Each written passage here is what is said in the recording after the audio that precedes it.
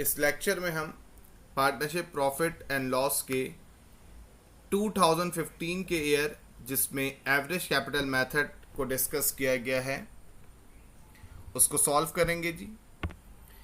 ये हमारे पास क्वेश्चन है जी। अच्छा, सबसे पहले आप ये जहन में रखिएगा, अगर हम क्वेश्चन को देखें तो हमारे पास दो पार्टनर के कैपिटल के अकाउंट गिवन है।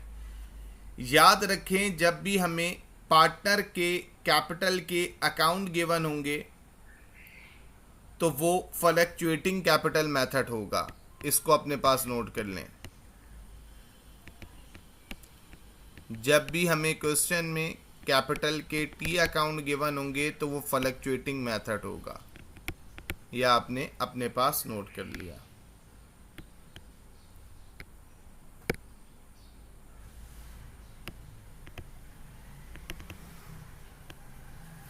अब हम क्वेश्चन को डिस्कस करते हैं जी। ये आपने नोट कर लिया कि ये फ्लक्चुएटिंग कैपिटल मेथड है। अब हम क्वेश्चन को जब देखेंगे तो हमारे पास बाबा की जनवरी की इन्वेस्टमेंट है, फिर नेक्स्ट एक्टिविटी जून में ड्राइंग की हो रही है, फिर जुलाई में इन्वेस्टमेंट हो रही है और दिसंबर में ड्राइंग हो रही है। अब हम इसको डिस्कस करेंगे। ये जहन में रखें कि हमने सबसे पहले ये देखना है कि स्टार्टिंग मंथ हमारे पास जनवरी है और जनवरी में हमारे पास 1 लाख है, हमने मेंशन कर दिया। फिर नेक्स्ट एक्टिविटी हमारे पास जून में हो रही है, इसका मतलब है जैन, फेब, मार्च, अप्रैल और मई, इन सारे मंथ्स में हमारा कैपिटल का अमाउंट 100,000 है। उसके बाद जून में ड्राइंग हो रही है 30,000 की, तो जब जून 30,000 की ड्राइंग हुई तो इसका मतलब है हमारा बैलेंस अब 70,000 हो गया। आई होप यहां तक बात क्लियर हो गई होगी। हम आगे मूव करते हैं क्वेश्चन पे।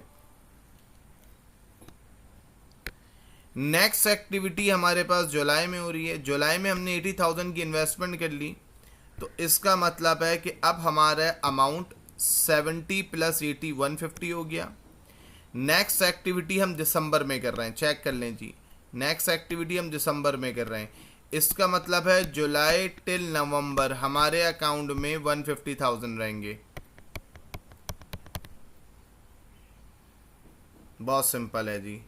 और जब हम दिसंबर में जाके विड्रॉ कर रहे हैं 30,000, तो जब 150 में से हमने 30,000 का विड्रॉ कर लिया तो हमारे पास 120,000 आ गए।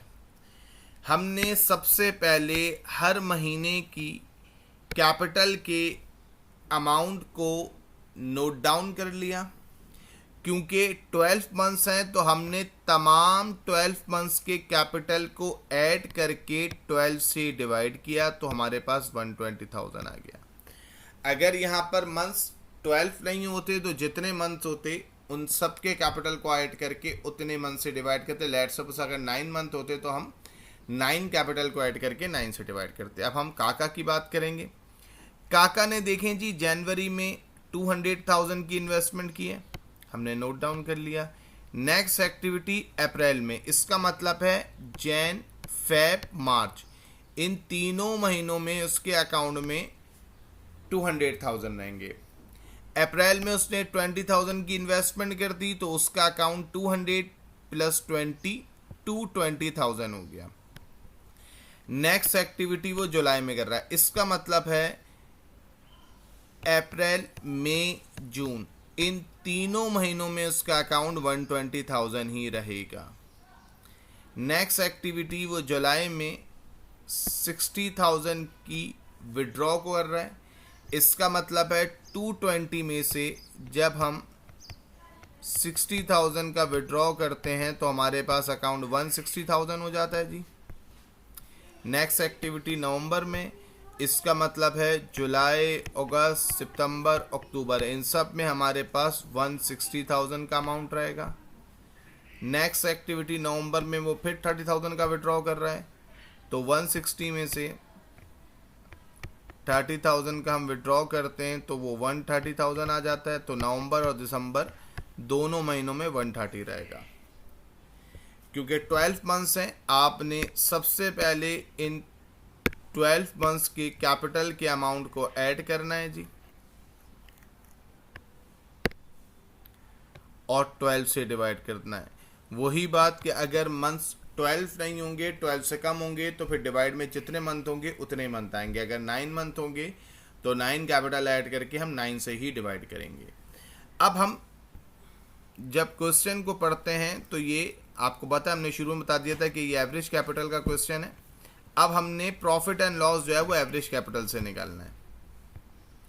अब गौर से अगर हम देखें तो हम ये कहेंगे कि हमारे पास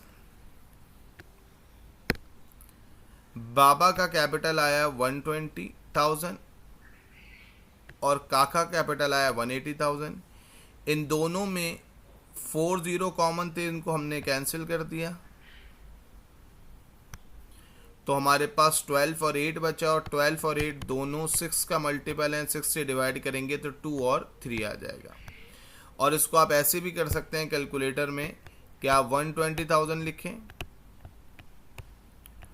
और उसको 180,000 से डिवाइड कर लें, तो भी आपके पास आंसर 2/3 यानी कि 2:3 आ जाएगा। फिर हम सम ऑफ रेशियो करते हैं, 2 + 3 का आंसर 5 आ गया। आई होप यहाँ तक बात क्लियर हो गई होगी जी आपको। अब हम नेक्स्ट पार्ट पे मूव करते हैं जी। अच्छा जी, गौर से देखें, यहाँ पर लिखा हुआ है कि आपने क्लोज करना है, जनरल एंट्री बनानी है जिसमें आपने क्लोज करना है income summary having a debit balance. याद रखिएगा, इनकम का बैलेंस अगर डेबिट में हो तो वो इनकम या नेट प्रॉफिट नहीं होता, वो नेट लॉस है। तो हमारे पास 20,000 का नेट लॉस है जी, ये ध्यान में रखिएगा। मैं फिर रिपीट कर दूं, इनकम समरी का जो डेबिट बैलेंस है इसका मतलब है कि ये हमारे पास लॉस है। अब 20,000 के लॉस को हम डिस्ट्रीब्यूट करेंगे रेशियो में। जो रेशियो हमारे पास गिवन है 2:3 हमने फाइंड आउट कर लिया। अब हम इसको डिवाइड करेंगे 20,000 को 2:3 रेशियो से। तो देखिए, हमने 20,000 का जो नेट लॉस है उसको डिवाइड किया। बाबा का ratio 2, sum of ratio 5 multiply by 20,000। तो आप पहले 2 को मल्टीप्लाई करें कैलकुलेटर से 20,000 से, 40,000 आ जाएगा। फिर डिवाइड करते हैं आप 5 से, तो आपके पास 8,000 आ जाएगा। काका का रेशियो 3 है, सम ऑफ रेशियो 5 मल्टीप्लाई बाय 20,000। तो 3 को मल्टीप्लाई करें 20,000 से, 60,000 आ जाएगा। डिवाइड करें 5 से, तो ये 120,000 आ जाएगा। आई होप यहाँ तक बात क्लियर है। अब क्योंकि ये फ्लक्चुएटिंग कैपिटल मेथड है तो इसमें करंट अकाउंट का वर्ड नहीं आएगा, कैपिटल अकाउंट का वर्ड आएगा। सर हमें कैसे पता चलेगा? हमने क्वेश्चन के स्टार्ट में भी आपको समझाया था कि जब कैपिटल पार्टनर के कैपिटल के टी अकाउंट गिवन होते हैं तो वो फ्लक्चुएटिंग कैपिटल मेथड होता है। फ्लक्चुएटिंग कैपिटल मेथड में कैपिटल अकाउंट का वर्ड आता है पार्टनर का, करंट अकाउंट का नहीं आता। अब क्योंकि लॉस है तो याद रखिएगा, जब भी पार्टनर को लॉस होता है तो उसका मतलब है कि उसका कैपिटल कम होता है। जब कैपिटल कम होता है तो हम डेबिट करते हैं। हमने बाबा का अकाउंट 8,000 से जो उसका अमाउंट था, काका का अमाउंट 12,000 से जो उसका अमाउंट था, डेबिट कर दिया।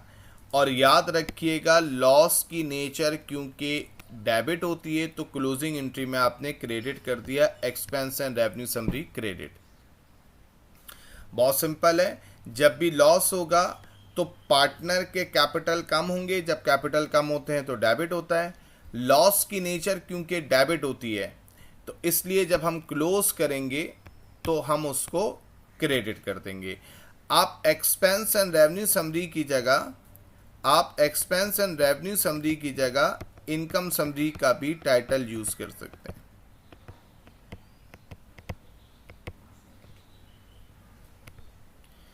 आई होप कि ये लेक्चर आपको अच्छे से समझ में आ गया होगा।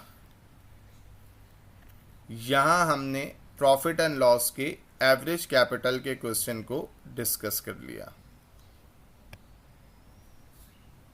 आप इस एंट्री को समझ लीजिए।